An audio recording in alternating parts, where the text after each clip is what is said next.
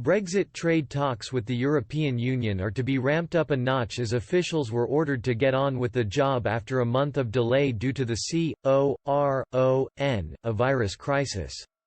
Brussels officials are preparing to intensify negotiations over the next 6 weeks after the process ground to a halt, sources have told Express.co.uk. Both sides were forced to abandon 2 rounds of face-to-face trade talks after they were deemed too risky to hold as the global pandemic wreaked havoc across the continent.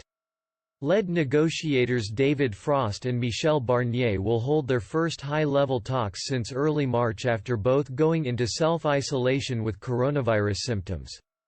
European capitals were this week debriefed on a series of draft trade proposals put forward by Boris Johnson's negotiating diplomats, who have yet to be shown the text, were told by Mr Barnier's deputies that there remains some very, very large gaps between the two sides, an EU source told Express. The so-called level playing field on standards, fisheries and the governance of the overall trade deal remain the main sticking points, the EU official added.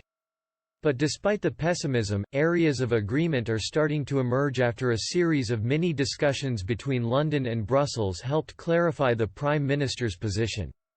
Seeking a number of clarifications on the British texts, Mr Barnier's team understand the UK's position on trade of goods, services and energy. The key question is now how quickly you can move on areas where there are strong convergences. It's on the difficult areas, such as fisheries, where there are divergences, another source said. The importance of advancing in parallel. Mr Barnier has been told to expect 2 new British proposals to review before both sides next meet, via video link, before the end of the month.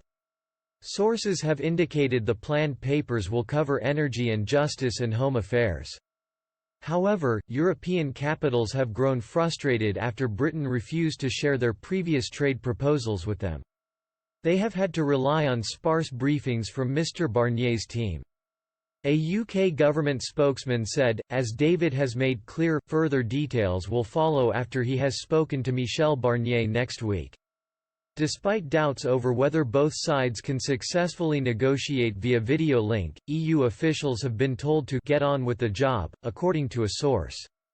It's too early because we don't have the full backdrop, so why answer questions?